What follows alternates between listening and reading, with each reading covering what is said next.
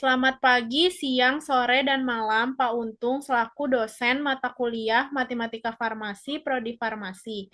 Kami dari kelompok 5 ingin mempresentasikan materi tentang eksponen dan logaritma. Di sini saya akan memperkenalkan anggota kelompok kami. Saya sendiri Najwa Safa, teman saya Eva Maesta Putri, dan Audrey Bernadette Vanessa.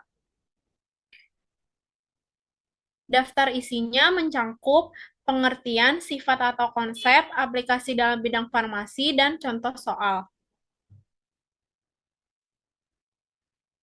Jadi yang pertama kita masuk ke materi eksponen. Apa itu eksponen? Eksponen adalah suatu metode dalam ilmu matematika yang melibatkan perpangkatan. Konsep dasar eksponen itu perkalian yang berulang-ulang.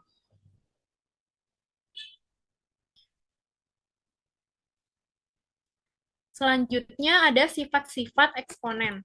Yang pertama, jika A pangkat M dikali A pangkat N, maka pangkat tersebut bisa ditambahkan menjadi A M ditambah N. Yang kedua, jika A pangkat M dibagi A pangkat N, maka pangkat tersebut bisa dikurangkan.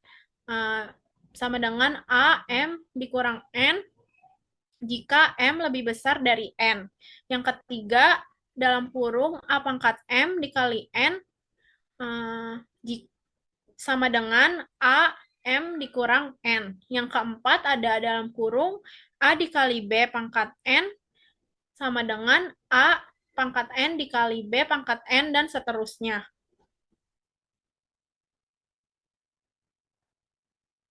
Selanjutnya ada A pangkat 0 sama dengan 1 dan seterusnya. Selanjutnya, saya akan membahas mengenai aplikasi eksponen dalam bidang farmasi. Yang pertama itu dapat menghitung konsentrasi obat di dalam plasma. Nah, konsentrasi obat dalam plasma ini merupakan ukuran jumlah obat yang terdapat dalam plasma darah pada waktu tertentu.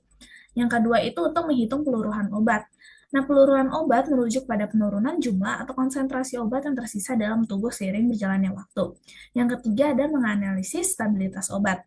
Nah, fungsi eksponensial ini digunakan untuk menganalisis stabilitas obat selama penyimpanan. Dan yang terakhir ada menghitung laju reaksi obat yang digunakan untuk memodelkan laju reaksi kimia obat dan banyak kasus laju reaksi dihukum laju yang dapat menyatakan dalam bentuk eksponensial, membantu dalam memahami bagaimana obat bereaksi dalam tubuh atau saat bercampur dengan bahan lain.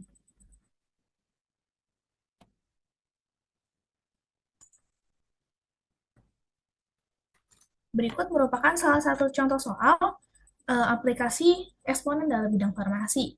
Untuk soalnya adalah seorang pasien menerima dosis tunggal obat dengan dosis 500 mg secara intravena. Diketahui bahwa konstanta laju eliminasi atau K obat tersebut adalah 0,1 jam pangkat min 1. Hitunglah konsentrasi obat dalam plasma setelah 5 jam.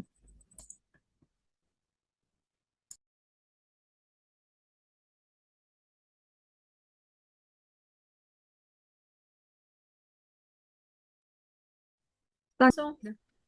Selanjutnya Aduh, itu kita cari dulu diketahuinya. Itu ada dosis obat atau D itu 500 mg, terus konstanta laju eliminasi atau K itu 0,1 jam pangkat min 1 dan waktunya atau T itu 5 jam.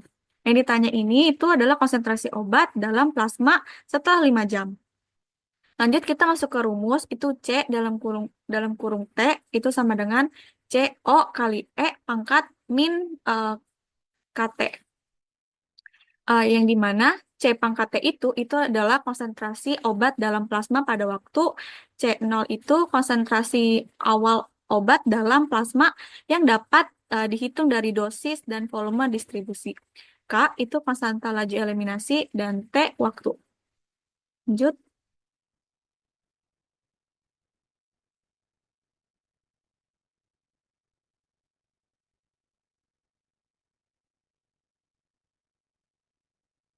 Dan untuk menjawabnya itu kita pakai permisalan itu volume distribusi atau FD adalah 10 liter dan kita masukin rumusnya dulu. C0 sama dengan D per FD sama dengan 500 mg per 10 liter sama dengan 50 mg per liter.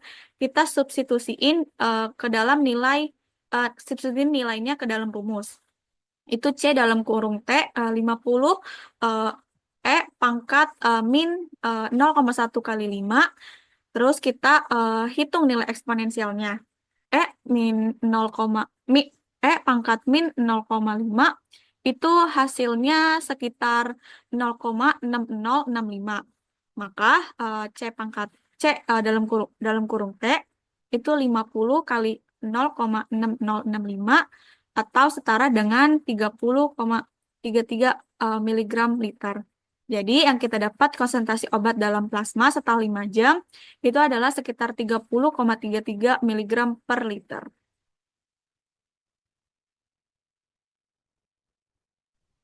Jadi selanjutnya kita akan masuk ke materi logaritma. Jadi apa itu logaritma? Logaritma adalah suatu operasi matematika yang merupakan kebalikan atau inverse dari eksponen atau perpangkatan. Jadi definisi logaritma itu operasi inversi atau kebalikan dari perpangkatan. Next.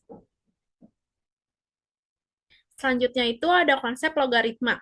Jadi, jika diketahui suatu perpangkatan A pangkat C sama dengan B, maka bentuk tersebut dapat dituliskan dalam bentuk logaritma menjadi B sama dengan C atau A log B sama dengan C dengan A lebih besar dari 0 dan A sama dengan 1.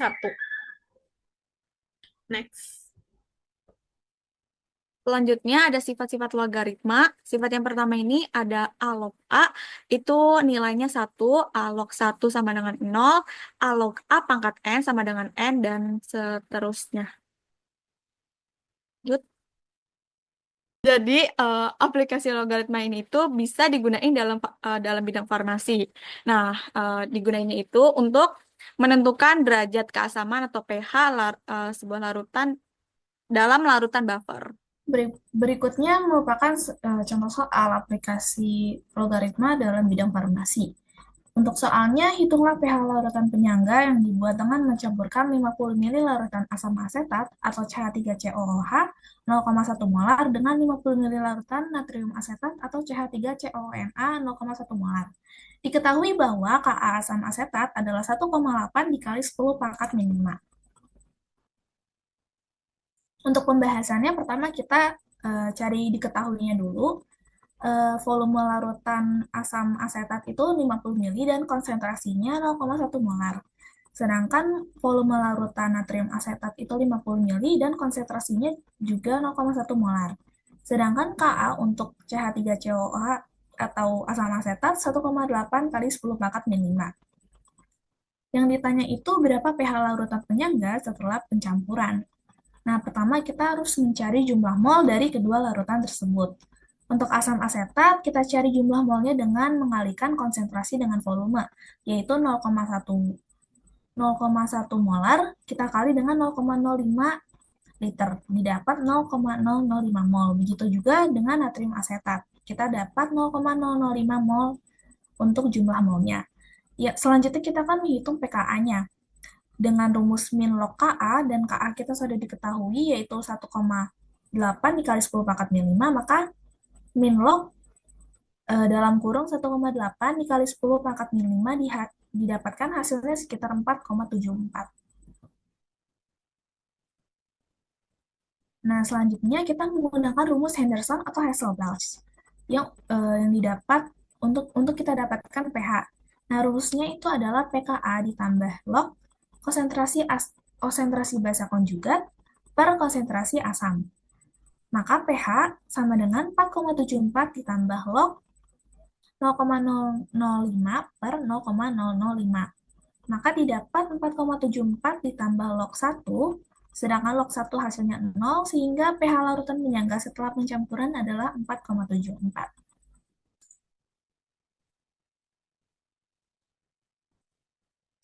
Berikut merupakan daftar pustaka dari presentasi yang sudah kami buat.